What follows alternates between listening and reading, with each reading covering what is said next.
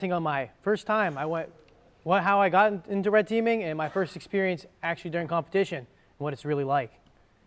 So who am I? I'd like to do a lot of offensive stuff and networking. A little over networking after this summer, but it was a good time.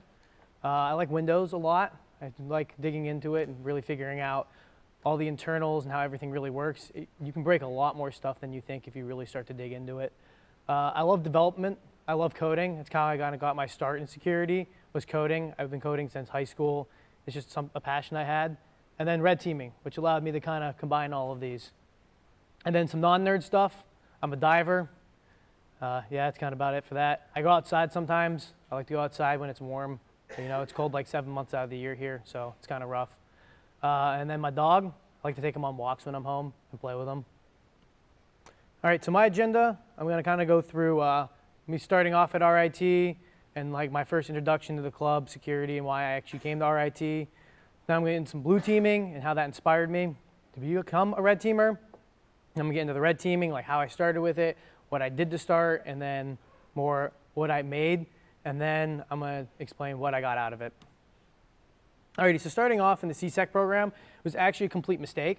So I got denied from the CS program, which was pretty cool. But then they put me in the CSEC program. And then I went to a open house, I think it is.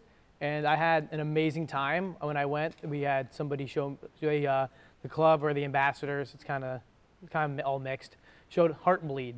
And I thought that was so cool to be able to actually do an exploit. And it really inspired me to get involved and then actually commit to the school. So when I was finally here, I decided I'm going to religiously go to the club and learn. And that was probably the best decision I've made because I started learning a lot more than CSEC 101 taught me. And it really got me going into actually doing security stuff. So I do want to talk about some mistakes I made freshman year though. My freshman year, I did not get involved nearly as much as I should have. I just went to the club meetings. I tried some like easy challenges and called it a day. I wasn't as active in as much stuff. Towards the spring, I started to do some competitions, but my recommendation is if you're a freshman, you have time, you should do as much as you can to get started because there's a lot out there. Alrighty, now the blue teaming. So why do I think blue teaming is important? It's super important because you get to know the competition and what it's like to be a blue teamer. It really taught me what makes a good experience for blue team. If you're red teaming somebody, you don't want to just keep pelting them over and over and over again. As a blue team, as a beginner, I had no idea red team was even doing stuff to my box, when they were doing stuff and how they were doing it.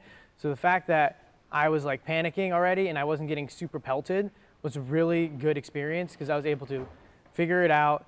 And then occasionally the red team would come and help me out because I was newer and I actually got to learn what was going on the box and what they were doing. So that kind of gave me the experience. It gave me the idea of what would be a good experience as a blue teamer, which leads into red teaming. So what made me want to do red teaming was the blue teaming. It was so much fun to actually figure out like, oh, I found something. But I wanted to do it. I actually wanted to exploit it, and it fascinated me how that actually was done. So I figured it'd be really fun. So I wanted to give it a shot. Plus I could code, which was another one of my passions that I didn't really get to use too much except for CS homework. So getting started, I just talked to people. I went and talked to Micah was captain at the time. So I talked to him, and then I asked people for help. And then once I finally got into it, I started Googling stuff, which is valuable. So now I'm going to get into a little bit what I did. This is my one piece of malware I wrote. It's called Auto Run Boy. So this is what it does. If you're unfamiliar with registries in Windows, there's two registries called Run and Run Once. When a user logs in, it executes every registry key that's in there. So what I did is the highlighted box is the setting and making a key value in the registry. So the H key is like it's the like local machine. It's a bunch of the path for the registry and where everything's located. And then I gave it a bunch of random names, as you see. I kind of just had a random number generator that picked one of the letters in the alphabet, and I had it execute a command prompt. And then it hid. The idea was to kind of hide other people's keys in the midst of all that. And that was kind of my first tool. And it was kind of super basic, and it wasn't too long. It's on my GitHub if you want to look at it. But it taught me something. It doesn't need to be a big tool for you to actually make a difference.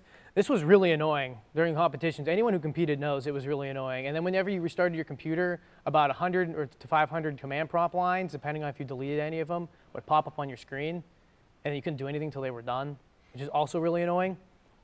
So this probably took me the hackathon last spring. I wrote this, and it made a difference for Windows at least. It was a nice little IR report. So and if you're unfamiliar with IR, it's incident response. It was a nice little report that people could write and find and actually catch something. So next was my bigger piece of malware I wrote, which I really, I'd say I learned a lot from this one just because I failed a lot in it, which helped because I learned from my mistakes. So to summarize what it does, it was a Windows service that you couldn't stop, and except unless you deleted the binary or ran malware bytes, but who likes to do that? And it read a registry key, just a random one I made called active, and it was a D word, and a D word's just a number value. So I read it through hex, so it was just 0, 1, 2, 3, 4, and depending on when it read that key, would tell it what to execute. So the first part of code I want to talk about is this a little bit. So even if you don't understand it, it just opens a registry, reads it, and then right here it shows it's just checking what the registry key value was. So whatever it was, it executed. So super simple kind of idea. And I just found this kind of stuff out by playing with the registry and just kind of Googling and thinking about stuff. And then with that, I was able to make what messages pop up and explore. And I'm trying to think, for all the stuff it did, because I added a bunch of stuff and I changed stuff. But the main stuff it did was send messages and explore, which was really annoying because it's kind of scary if a message just kind of pops up on your screen in the middle of competition. And then the next part I did, the highlighted code, I just wanted to put that in there as an example of just playing around with stuff. I had no idea what any of this function did. This whole function reports to Windows whether the service is going to be running, stopped, or pending, or restarting. So what I did is I just kind of dug around and I kind of controlled that for stop, and I found that, and I commented it out. So what that effectively did, without me even Googling anything, was just stop people from being able to stop the service or restart it, which was awesome. It's exactly what I wanted. So just kind of having to have creativity to just kind of poke around and learn what stuff does by trial and error. And here's my last one that I really tried really hard, but it just didn't work for some reason. I don't know why. It worked when I tested it. When I deployed it, it didn't quite work. So I went through the registry again. I really was building off this registry idea, and I replaced all the cursor pictures with this custom cursor, which had the arrow right here and the actual mark for it down here.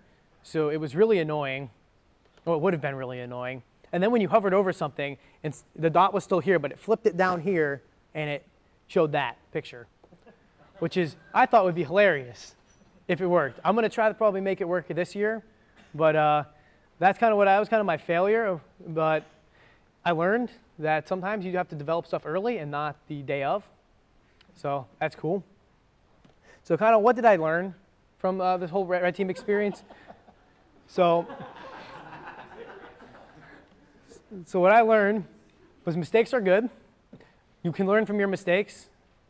You should start early though, so if you make a mistake, you have time to fix it, so you're not up till 4 a.m. the night of drinking Monster. I learned how to do research, actually research stuff. You can't just Google how to make malware and then expect for it to work. You have to really dig in and learn what you were trying to do. You can't. So for example, I did registry stuff. I did malicious stuff with registries. Not super malicious, but I used basic functionality to actually do something I wanted to do that was inherently malicious. And then creativity. Having that creativity to think of something different or think of something, how to use something the way it's not intended for. So that's another thing I learned. Sleep is good. Do stuff early so you can sleep. Staying up till 3 or 4 is not fun. Persistence. You want to keep.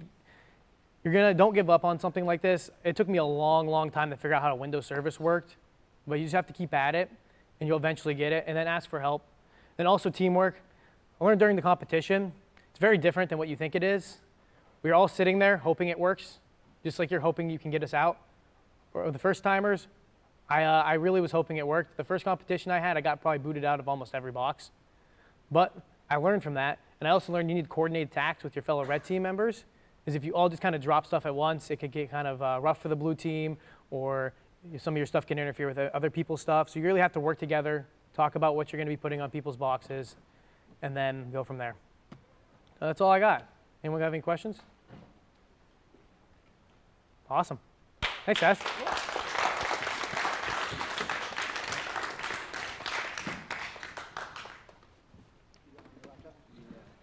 There you go, Jim. Oh yeah, thanks.